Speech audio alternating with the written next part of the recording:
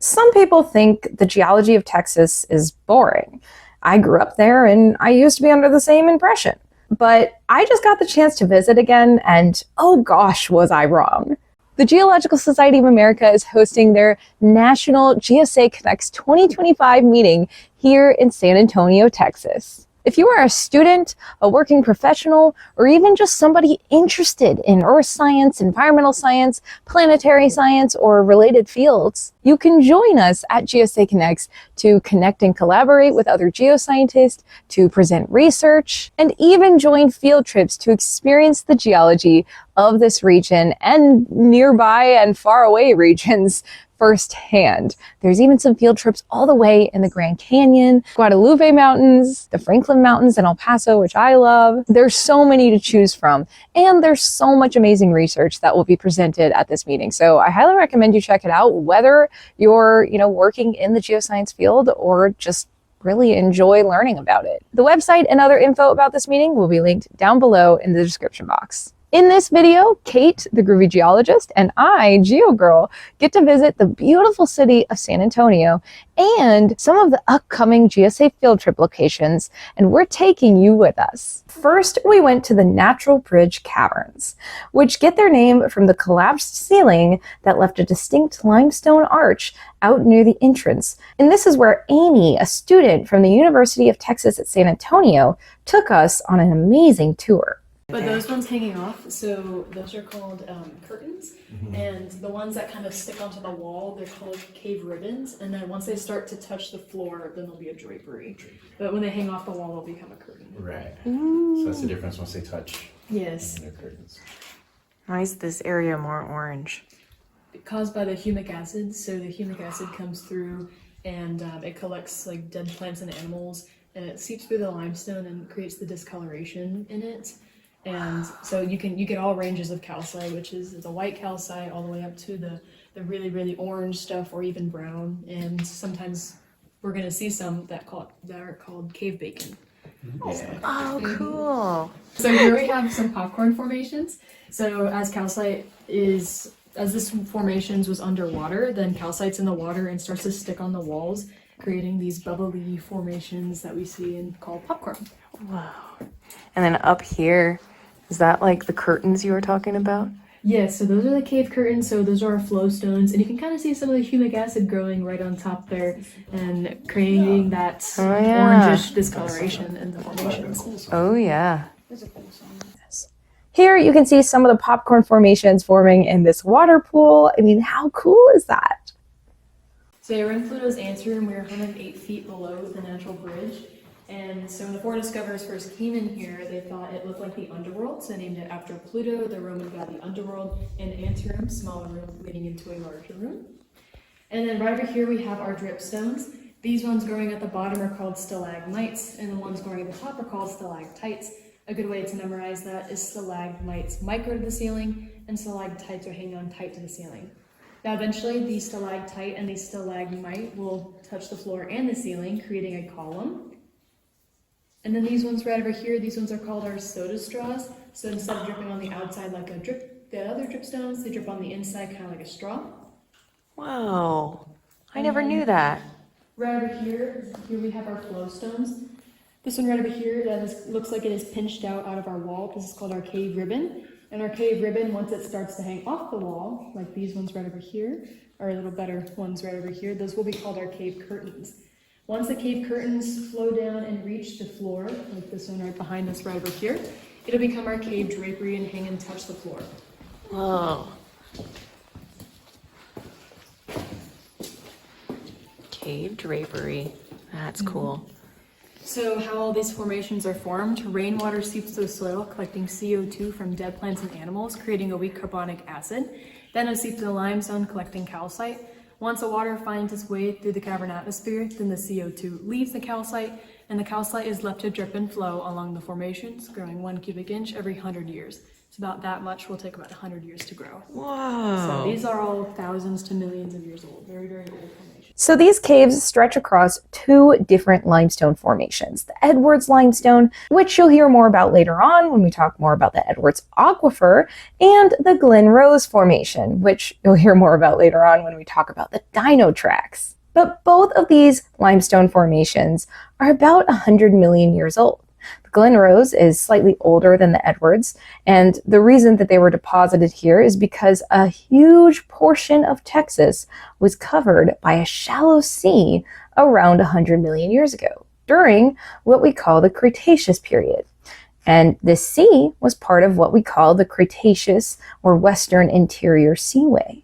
In this sea, organisms like mollusks, things like ammonites, clams, rudists, which were major reef builders at the time, corals, echinoderms, things like crinoids, sea urchins, sand dollars, tiny single-celled protists called foraminifera or forams, and microscopic algae called coccolithophores, which all had calcareous shells or skeletons, left behind thick limestone deposits. Well, the coccolithophores more so left behind chalk than limestone, but I'll get into that later. And then millions of years later, after this limestone was deposited by these organisms in this sea, around 5 to 20 million years ago, these caves began forming within this limestone due to, well, in part, the uplift of this region, which exposed the limestone to chemical weathering and dissolution, as well as a shift toward a wetter climate. But let's get back to our cave tour to see what beautiful formations have been left behind here. All right, here we go. Light it up. 2, 1. Anticlimactic. Oh my god. Oh my god. Whoa. Okay. This is insane. Oh, now I see what you mean. Those are definitely looking like bacon. Yes, those are bacon. Like, it looks like turkey bacon that you really didn't want, but your mom bought it. How tall is that? That's 50 feet tall. That's the tallest column in the cavern system. Oh my god. 8 feet And wide. here, right down here. 8 feet wide. Right down here is the brimstone pools. Normally they're filled up with water, but you don't get to see the really pretty calcite crystals reflecting off of the light. Oh my It's gosh, you're sparkling. right. It's very glittery. They're very pretty. Yeah, when there's water in it too, it reflects the ceiling and everything else. It's something Yeah. maybe in In October. that other pools of water, they do that. Oh, they're super sparkly in person. I hope it picks up on the camera. Wow. That's so cool. Oh, there it is.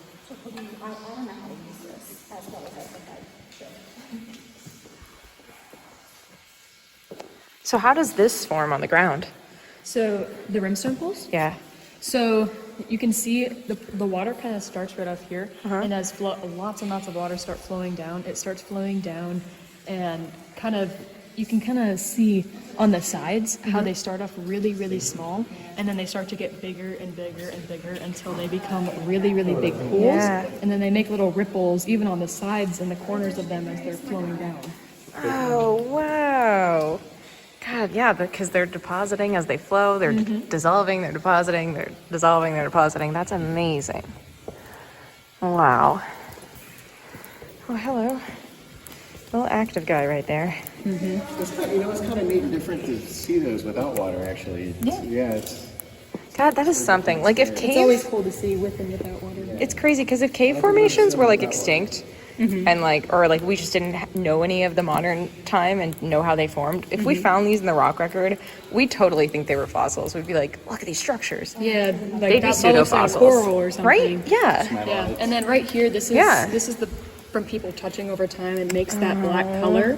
And Yeah. the bats also create the same color because we're mammals and we have oils on our Oils. skin, and so Yeah, I it saw causes that. them not to grow because oil and water do not mix. So when the water drips on It here, just beats off. It just as the oil stays on top, the water goes off to the side and they don't grow anymore until they can probably be fixed in a couple thousand years, but it takes a very long time for that to happen. Just in a couple thousand years. Oh, here we got water. Wow.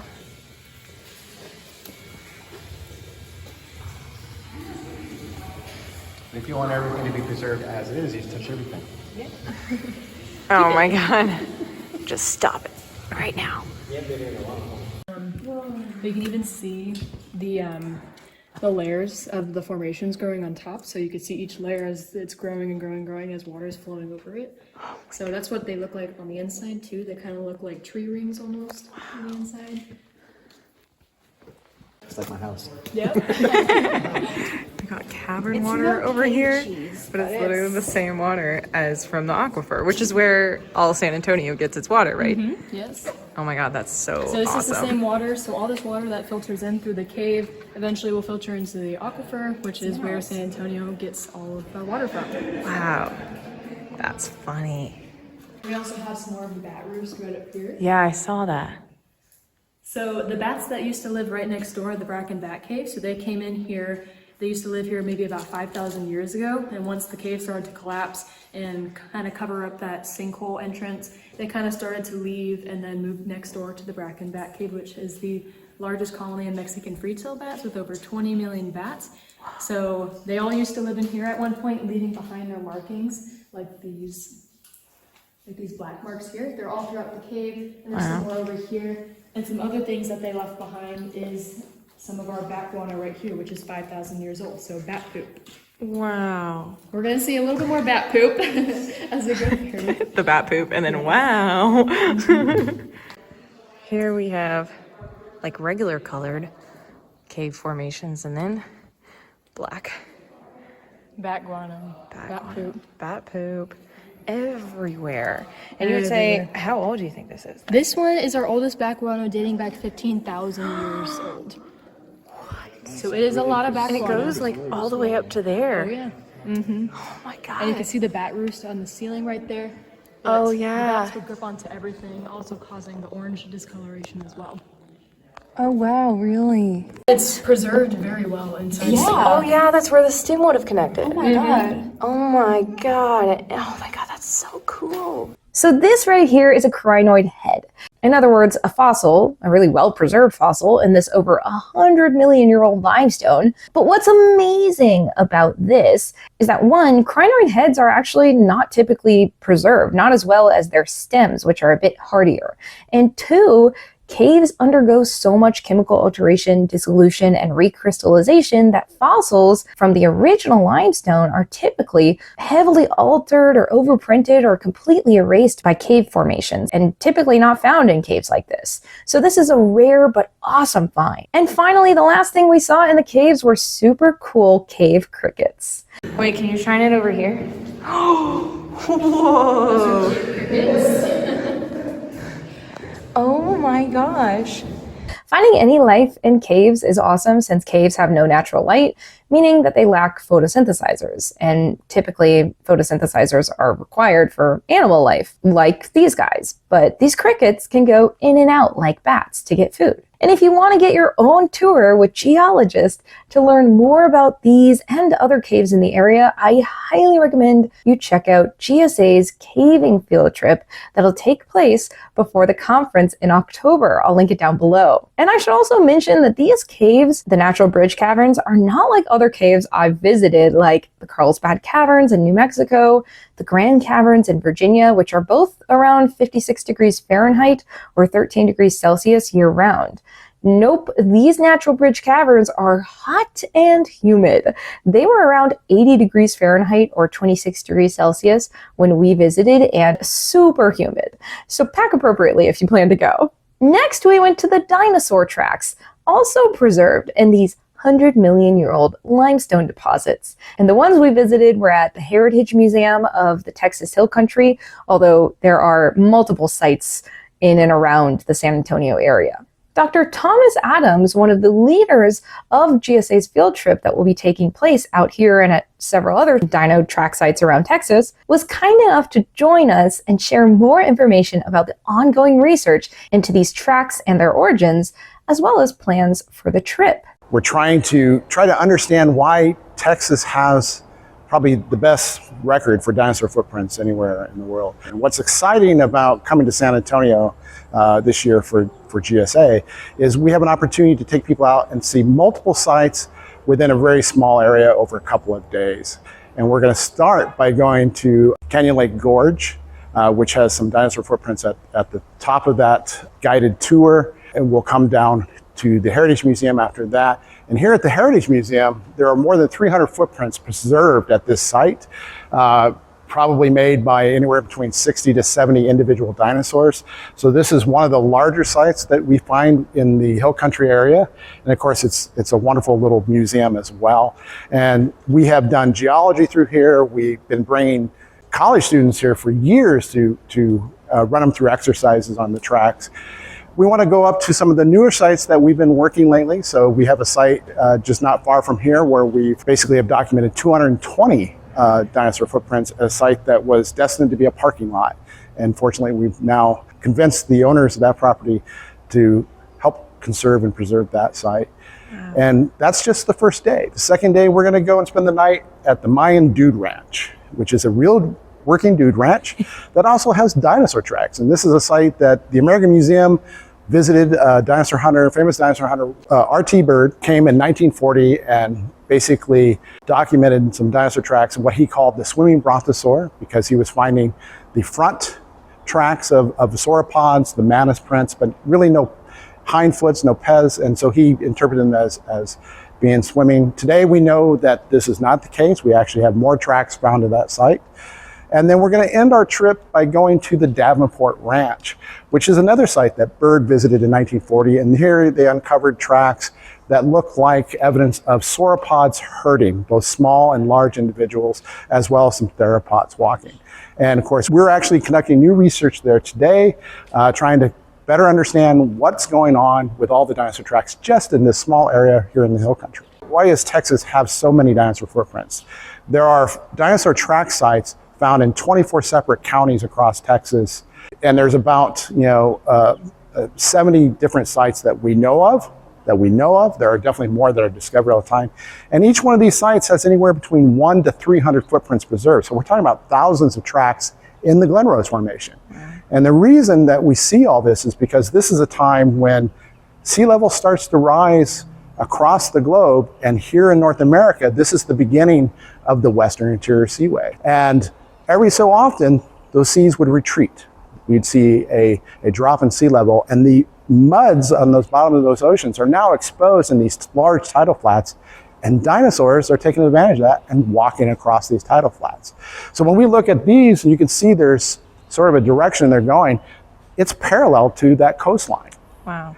So this is where dinosaurs are taking opportunities of all these different periods when sea level will drop, leaving their footprints in this mud, in this limey mud, that then becomes preserved as dinosaur footprints. And then as sea level rises, it gets buried, and then it happens again. And it happens again and again and again. We see it throughout the Glen Rose Formation. And like Dr. Adams mentioned, he and other researchers continue to investigate these trackways, and there will be plenty of presentations at the GSA meeting on this research if you'd like to attend and hear more. To follow up on our Dino Track trip, we had to check out the actual dinosaurs that made these tracks. So we hopped into our time machine and went back to the Cretaceous. Okay, I'm just kidding. But we did the next best thing. We came out to the Witte Museum right here in San Antonio to learn a ton more about these dinos, as well as a bunch of other geological and historical specimens from this region. Everything in the Witte Museum is from Texas, and they have super cool exhibits that showcase geologic timescales and what's found in rocks of different ages here. And my personal favorite part, they had these interactive screens where you could learn more about each exhibit. And at a few, they even had a little phone attached that you could hold up to listen to the noise of the organism that you had clicked on. Kate and I were having so much fun with this, we almost were late to our next stop. It was so funny too, because the first one we clicked on was like the ammonite. So obviously there was like no noise associated with it. You could just hear like the sounds of the ocean.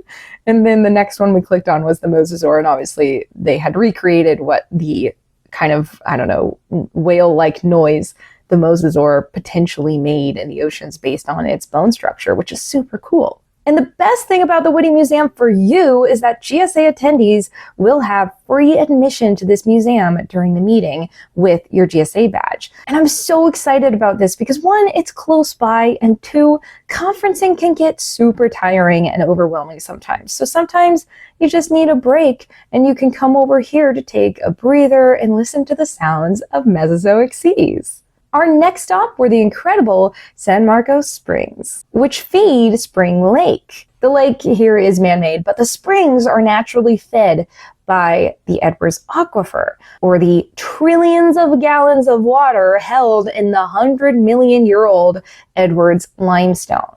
We actually got to go on a glass-bottom boat tour here, where we got to go out on the lake with the tour guide and see the springs from above. And at a few of them, you could even see the water bubbling up from the spring. They were these gravelly areas where the vegetation was absent compared to the heavily vegetated areas elsewhere in the lake. Another cool thing about these tours is that they are run mainly by undergraduate students from Texas State University. And not just geology or environmental majors, there were all sorts of majors running these tours, giving such a great diversity of perspectives on this incredible environment and ecosystem. And Alex, one of the tour guides, shares some amazing history of these springs.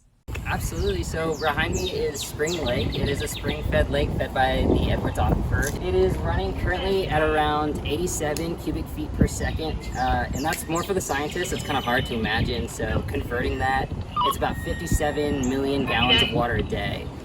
So it's believed, kind of roughly estimated that its retention time is about 24 hours. So retention time is the amount of time water spends in one area. So this water in about 24 hours will be downstream into the public river system, and in about 7 days will reach all the way down to the Gulf of Mexico. So it travels from here into the public San Marcos, where it meets up with the Blanco, but it supersedes, goes all the way down to the Guadalupe, where the Guadalupe actually supersedes it.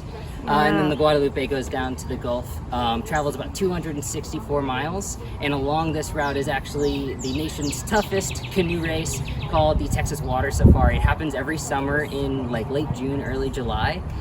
We also have a local Native American tribe, part of the Quayletecans, they're called the Miacan Garza tribe, and they're hosted by the Indigenous Cultures Institute here in San Marcos. And so every October, the first weekend, they have like a powwow. It's a celebration of their history, and they come out here and they bless these springs because they believe that they came from these springs, and it has tons of history. It was the first amusement park here in Texas. Oh my God. It's called Ocarina Springs, home to the Mermaid Show. We have mermaid statues all over San Marcos. We're considered the capital here in Texas. Oh my God. Mermaid capital here in Texas. Mermaid capital. The nation. Someone else has that title. So how much does the Edwards Aquifer, the aquifer that feeds the spring, about how much water is in there? So it's about 3,600 square miles, like the Edwards Aquifer, and that holds 25 to 55 million acre feet of water. So converting that to gallons, that's in the trillions, depending on what number you're using. And the reason that it comes out here and at those other springs you mentioned is because of the Balcones fault system, is that right? Yeah, so we're on the Balcones Escarpment, and that. So right now we're standing on the Blackland Prairies, and then across the lake is the Texas Hill Country. And this is an escarpment that formed 27 million years ago, and the hill country is full of limestone, and so that's where like the water is held underground. But down here, the aquifer kind of stops, roughly. It's not a harsh line, but the water then kind of comes to a place where it can't flow as well anymore and gets trapped. So underneath our lake, underneath the artesian zones, the water's found spots where it can't flow anymore, and pressure builds over time until it's forced upwards because of incoming water. These springs. Wow, that's really amazing. But these caverns, Dino Tracks Museum, and springs aren't the only amazing things here in San Antonio. We also visited Canyon Lake Gorge, which is an amazing geologic feature that not only has more dino tracks, but also tons of cool marine fossils that showcase the amazing reef ecosystems that were present in this Cretaceous interior seaway. Then we went to see some amazing chalk deposits made of tiny microorganisms, which give the Cretaceous period its name. We also, of course, had to walk the beautiful San Antonio River Walk and obviously check out the Alamo. So keep an eye out for the next few videos if you want to see more from our trip and hear more about the cool things that you can do in San Antonio this October at GSA Connects.